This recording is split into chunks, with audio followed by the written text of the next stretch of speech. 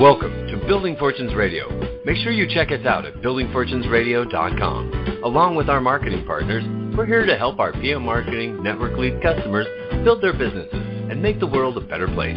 At Building Fortunes, we know how much your business means to you and the people important to you. So spread the word, tell a friend, join our newsletter, and go make a difference in your world. Now on to our show with your host, Peter Mingils. Hello, everyone. Peter Mingils here. You are listening to the Kell News Radio show on Building Fortunes Radio. If you go to buildingfortunesradio.com and then look for Kell News, you'll be able to find the previous radio shows that we've done, and or just go to kell.news, and you'll be able to see the previous radio shows, plus a couple of different posts and some other cool stuff that we'll talk about on this radio show. And for all those people that are listening in, the Kell.News radio show did a replay on Thursday, Thanksgiving of last week. We are back, probably a little rusty because we had 2 weeks off. You know, it's kind of like, well, what's going on? So you get a little rusty when you're not doing things on a regular basis. And we are here to tell you about some of the things that are going on in the history behind what we started with Kell.News. So my name is Peter Mingils. We build Building Fortunes Radio. I reached out to Terry Kelliher, not knowing what he was working on, but interested in exploring having guests on Building Fortunes Radio. And in that process of having that conversation, he said, sure, because I was talking about doing a radio show and maybe even introducing some stuff and adjustments people might have made through COVID or running a business and all that sort of stuff. Well, through that conversation, I mentioned something that I had a very simple to remember email address, peter@peter.news. And that opened up a conversation that I was not ready for. And I'll tell you politely, we started speaking about that stuff, and he said, .news, I own a lot of those domains. Now, I don't know what you think is a lot, but I'll share with you, it's nowhere close to how many he really owns. So we started talking about some of the ones that he had. And in that process, I'm like, oh, my gosh, that's a really good one. And like, oh, my gosh, that's a really good one. And that's a good one, too, and that's a good one, too. And by the time he started explaining some of the things he was working on, I'm like, gosh, you own, like, if this was a monopoly board of those domain name topics, so that niche, you own a lot of them. I mean, like, you could put hotels on every one of them and just kind of have a monopoly on this conglomerate of these areas. And what are you going to do with these? And that's when we started speaking about the things that we're going to talk about on Kell.News. Now, if you're wondering... Go ahead, Terry. No, go ahead. You can. No, go ahead. You're giving a great intro, and I'm interrupting. The only thing I was thinking about was the work that went into it, and all the dreaming and in anticipation of where we are now with this, and. It was just an opportune time that you came in and introduced yourself to me, and I was ready to start talking in preparation for launching this sometime in the first quarter of next year. As you know,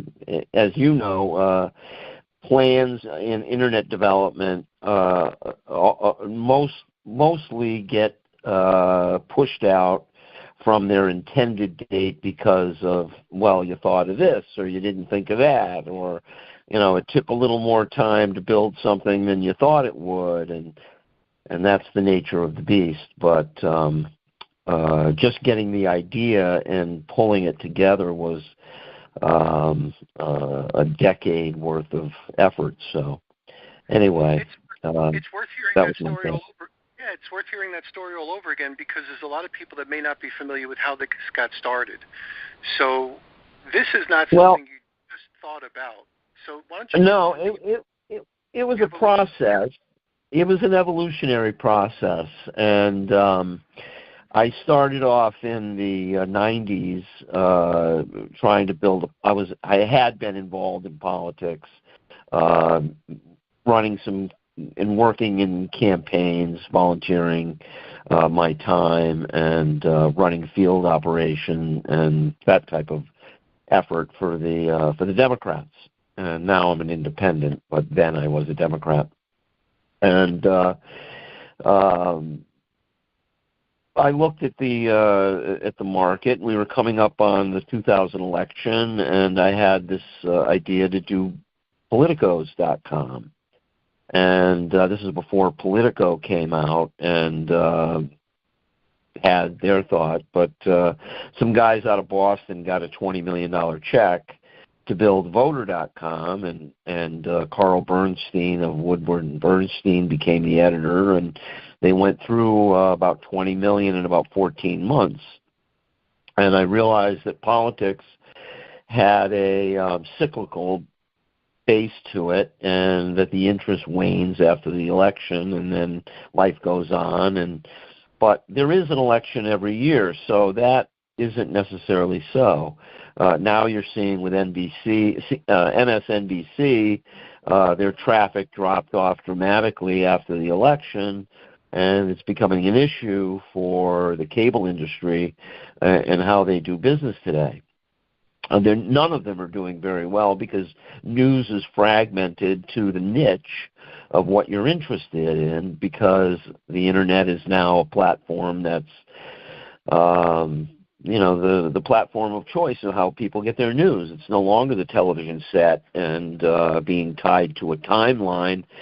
We don't sit down at 6 o'clock anymore and watch the news. We watch it or listen to it whenever we feel like it, and whatever catches our interest. So after that experience, I watched them go bankrupt. And I had acquired a number of politics and government domains at that time, probably 100 or so. And what I realized out of it was that politics and government are hubs of community, politics being the vehicle for making change to government, and that the elements of health and education and religion and arts are also hubs of community. And then I started buying domains in that direction, thinking that I would build something that we called a collectic, which was a euphemism for eclectic community. And this has evolved to become now a community-centered journalism platform that its focus is not a .com, because we're not a .com company. We are a .news company and .media company, and we own a large number of .tv streaming channels as well. We have about 200 news channels, 50 local channels, again, and then a number of news calendars, community calendar news, that syncs with all these domains. And there's about 700 group domains that are in .net, and the religions are in .info, because we're not networking religion, they're their own network. So, but we want to provide a gateway for their community to engage with community at large in their community. So we included that in our build out. So that's kind of the 5-minute story, but it's been a ride and a learning experience. And you think you've thought it all yourself. Well, the reality is, my efforts are on the backs of a lot of people's mistakes, and I've learned from a lot of other efforts, AOL being one that did patch, and they sunk about $180 million into that, and ended up selling it in the end for about 30 to a vulture fund, and they still maintain it. But I wouldn't say that that's anywhere near what the capability or the functionality capability of what community news could do. And so I pursued my vision, and that's what we're going to see in next year. Excellent. Well, a lot of people are disillusioned with the news that they find all over the place because it seems to be filtered. And they're looking for, the real deal. They want the straight scoop. They want to be able to find local stuff. And you did something unique with the way you separated your thought process out on how you're going to handle this nationwide. So can you talk a little bit about the jurisdictions, I think is the word that you used, on how I looked at this as levels of connection, and as the saying goes, all politics is local. Well, reality is that news is also local as well, and we get a lot of, what's Trump doing and blah, blah, blah, and all his antics and his capturing the news and our attention. But the reality is that the local news is the most important to you. What's going on in your town hall? How are they spending your tax dollar? How are you connecting with your representatives to your government? And what are they doing for your district? And how is that money coming back and affecting your life? On the national level, that's all well and good, but the thing that hits the ground is the local. Now, we all have a representative that is in a congressional district that goes to our national government, and we hear about them all the time, and their news are the Congress is doing this, and the Senate is doing that, and the President is doing this. Well, reality is he works for us, our congressmen and our senators. We have 2 senators per state, and we have however many in population by 700,000, we get a congressman. That's the number that they've determined that is a viable representation for the populace. So in Connecticut, we have about 3.5 million people, and so we have 5 congressmen. 7 times 5, 35. 3,500,000. So California has a lot. That's why we have this electoral college, because California would be running the country because they have so many congressmen. The reality is when we elect people, we elect them by the electoral college, and that's how we got George Bush, and that's how we got Donald Trump the first time, because they both beat the Democrats, not by popular vote, but by electoral college. So obviously I'm segmenting it by town, but also by congressional district, because really government should be more responsive to the local. On a national level, we hear about the big issues of liberal rights and issues. Now, I'm of an age where, they talk about abortion being an issue and states' rights and so on. When I was coming up, when I got out of high school, the girls in my class could not get a checking account without their husband's or their father's approval. So we've come a long way in a very short time, and we're talking about 60 years ago, not even about 50 years ago that happened. No-fault divorce came in the early 70s as well, where you had to have been an adulterer or something evil to get a divorce, and then the government allowed for no-fault divorce, and you could just walk in and say, hey, I want to get divorced, and that's it. And there was no stigma applied to it. Now, that caused a lot of divorces in the 70s, but for good or bad, that happened. We're a growing country. We're not stagnant. We're moving all the time, and it's a tragedy that we see things in Congress not representing the interests of the people, but more the interests of big business or singular interests, because they put up money to get these people elected, when the reality is they're buying your vote. So I'm hoping, and this is what journalism did in its day, we've lost a lot of it, was report on the news, not opinion of the news. And that's what this platform is intended to do. we're not going to let people run amok and take over the platform like, say, Twitter allows. What we're going to do is have regional or congressional district editorial boards like newspapers had, and they're going to help guide us with the input of our readers on how to administer the news for their region. So I'm hoping that this is received well, and it is intended to build trust to our audience. And we've lost a lot of trust in our government and politics, and journalism was what held the fabric of that together, reporting on what was going on and what was being done, and not expressing opinion so much as reporting what was right and wrong. And we've been living in a fabrication of lies and innuendo for the last 20 years since the internet came out, because it's been a free-for-all. And my intent is to bring some organization to it with public access media. Oh, that sounds great. We're going to do this. We're going to take a little commercial break for those people listening in. You're going to be able to check out Kell.news.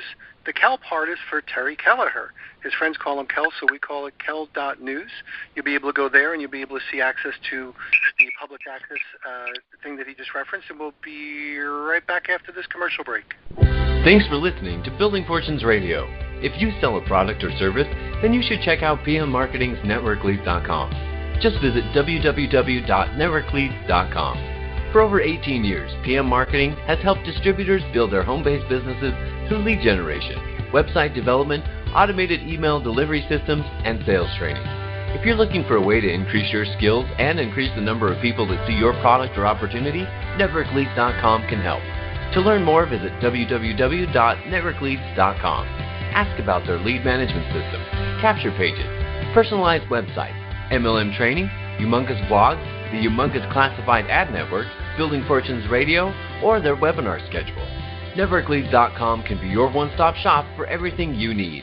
And now, back to our show. And we are back. Peter Mingils here with Terry Kelliher. We're talking about Kell.news and the project that he's been working on. He has been working on this for decades, literally. I think you had referenced 2000 as far as where the part of this thought process has come from. For those people that are listening in, we're talking about 2024, so we're talking about decades long as far as putting some of this stuff together. It's coming to fruition as we speak. As a matter of fact, the final steps of launching this are going to start to happen in January of 2025 as you're traveling over to another country where the programmers are. So if you want, just give us a little bit of a glimpse of what's going to happen when you go to your foreign country to work with your programmers. We're working on it now, but I've actually never met these people. And I found them through a friend of mine that's here, a friend that I've had for about 30 years before this project started. We worked together and became friends back in the 90s. And he came over from India in the first wave of immigration. I know immigration is a big word and misunderstood today, but it's been very important to our economy over the last 50, 60 years.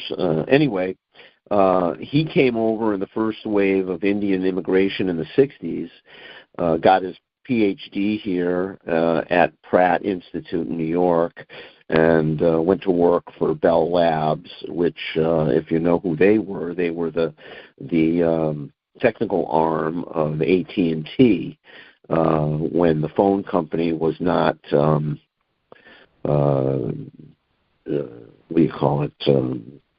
a monopoly, when it was decentralized, and you could go out and buy a phone from another manufacturer. Before then, you had to buy them all from AT&T because they owned all the patents.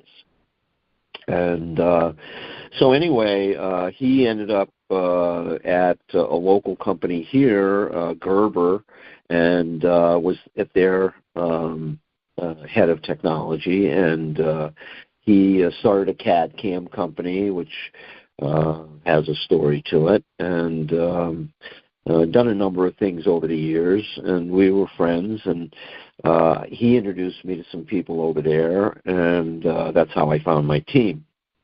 So today, people say, well, why don't you hire here? Well, the costs are better there, and the talent there is also very good.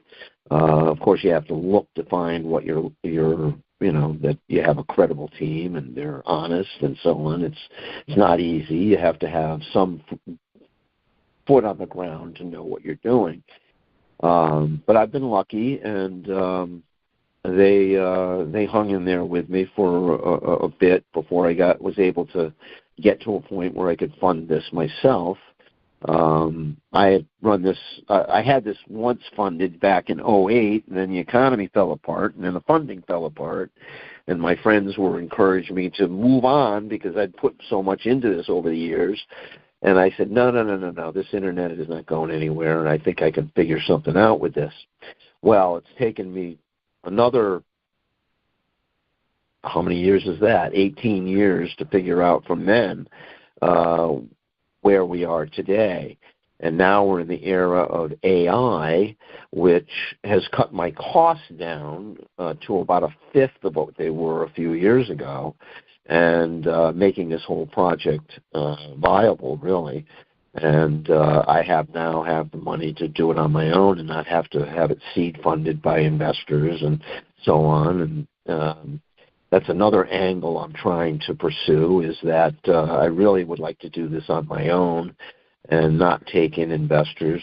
I do have investors, but they're family and friends, and they're more interested in seeing this be a success than financial return. My idea for if I had to get out of this would be, my payday would be an ESOP, which is an employee stock ownership plan, so that it's managed and guided by the people that work for me rather than going to an investment banker or something that was worried about whether or not this thing made money next quarter. It's better that the product is viable and trusting and so on, and that's the mission of the project to begin with, is to serve the public and not the investors. So that's another story in and of itself, I think, isn't it, Peter? Oh, unbelievable. Absolutely. Yeah. And if you could do it yourself, and then work with employees to make them part of the deal, quote unquote, so they have the same vision, you have a better chance of making it because they're really committed. One of the things that I've noticed about farm programmers is they are far more committed towards the project. They're more loyal, they're harder workers, they're good people. A lot of them are going to be with you from the day you start your company until the day they die. So they are really committed. Retention is huge. That's why I'm going over at this time, because, I've not met them, and I think it's a sign of respect that I do make the trip and make the expense to shake their hands and thank them as we enter into this new era with this project, bringing it live and making sure, and I already am very confident, but making the effort to show my confidence in them, as well as in ensuring them that we're all in this for together. Actually, I think I told you this last week. My graphic designer made her family they're coming back today from their trip to Mecca. They're from Pakistan, and they're Muslims, and she said to me, and I was kind of choked up about it, that she was going to pray for the project on her trip to Mecca, where all your dreams come true if they're prayed for at Mecca. So I'm counting on her. That's good enough for me. I thought it was just, I teared up over it. I thought that was just really something else, We do have a religion piece to this, and we have a number of faith-based news products or services that are a part of this overall network. So we can talk about that some other time too. There's a lot of stuff to talk about. I think we're going to be doing this for a long time. And as the thing comes out, there'll be new topics to discuss, things that people are throwing at us, because I didn't think of everything, and I'm sure that our audience is going to have a lot of thought about what we should be doing as we roll this out. So I'm looking forward to that, because it's all been me for these years, and now I get a chance to listen to the public tell me that I was full of shit. But we'll see. I just hope I'm trusted enough that I get an audience, really. Oh, well, that'll be no problem, because we're working with a lot of people over here that are interested. I've been talking to them a little bit about this. They're interested in learning more about it, how to utilize it, and then I have some people that want to do some field testing, so everything with new software has to be tested on different browsers and different things and see if you can break it and all this stuff. So I want to be part of that as well. And by coincidence only, today we did a radio show interview with a company that's in India, and now they're worldwide. They're in 25 different countries. They make a product that is it's called Thin Sol. It's basically a strip that they put stuff on. So whether it's for vitamins or nutrients or anything else like that, and they're in India, and they're just expanding here in the United States as well. So just great people over in that country, and they do unbelievably hard work. They're totally dedicated, and it just is a cute story, Terry. He started his company based on the gold that his wife got, or when he got married, way back then, and maybe even still today. The husband would get a gift, if you will, for marrying the woman of gold. And he used the woman's gold to start there's a dowry. There's a dowry, yes. That's a very big Indian custom, that the husband get a dowry from the wife's family. And the bigger the dowry, it's a tradition. Not so much here in the United States, but there. Well, if you come back, if you need any extra money and you come back married, then we know what happened.